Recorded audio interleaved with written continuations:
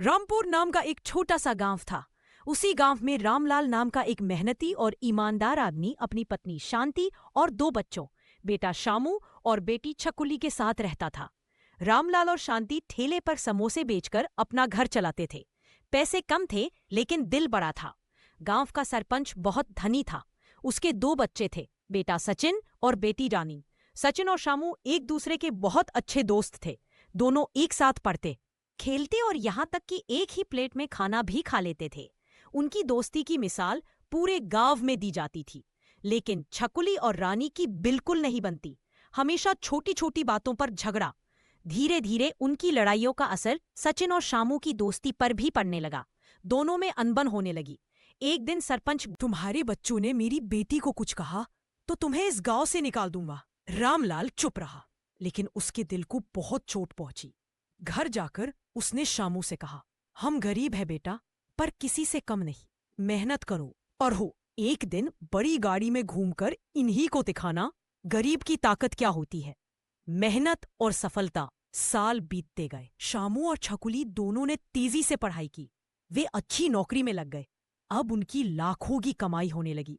उन दोनों ने निश्चय किया कि वे अपने माता पिता को वापस गांव लाएंगे और उनका सिर गर्व से ऊंचा करेंगे। लौटकर शान से वापसी। एक दिन वे बड़ी चमचमाती गाड़ी से गांव लौटे। सरपंच के घर के सामने ही उससे भी बड़ा बंगला बनवाने लगे। सरपंच दंग रह गया। शामू मुस्कुराते हुए बोला, सरपंच जी, जब हम गरीब थे तब आपने हमें छोटा समझा। आज मेहनत और समय ने हमें आपसे भी ऊपर खड़ा कर दिया। इसलिए किसी को उसकी गरीबी देखकर कभी मत आंकिए। वक्त हर किसी का आता है। सरपंच को अपनी गलती का एहसास हो गया। अब उसे भी समझ आ चुका था कि असली ताकत धन में नहीं, मेहनत। चंद्रपुर नाम का एक छोटा सा गांव था। वहां रामू समोसे वाला अपनी पत्नी और दो बच्चों, बेटा गनू और बेटी संध्या के साथ रहता था। रामू रोज सुबह शाम मेहनत करके समोसे बनाता और उसी से घर का खर्च चलाता था। पैसे ज्यादा नहीं थे लेकिन दिल बड़ा था। दोनों बच्चे पढ़ाई में तेज थे पर घर की आर्थिक स्थिति कमजोर थी।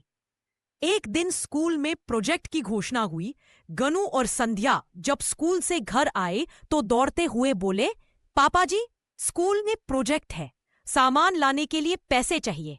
रामू थोड़ा उदास होकर बोला, बेटा अभी पैसे कम हैं, कल परसों समोसे बेचकर आए तो दे दूंगा। अगर बहुत जरूरी हो तो अपने दोस्तों से उधार ले लेना। यह सुनकर दोनों बच्चे चुप हो गए। कमजोरी सिर्फ पैसे की थी, हिम्मत की नहीं। गनू को एक शानदार आइडिया आया। संध्या परेशान होकर पूछती है, भैया अब हम क्या करेंगे?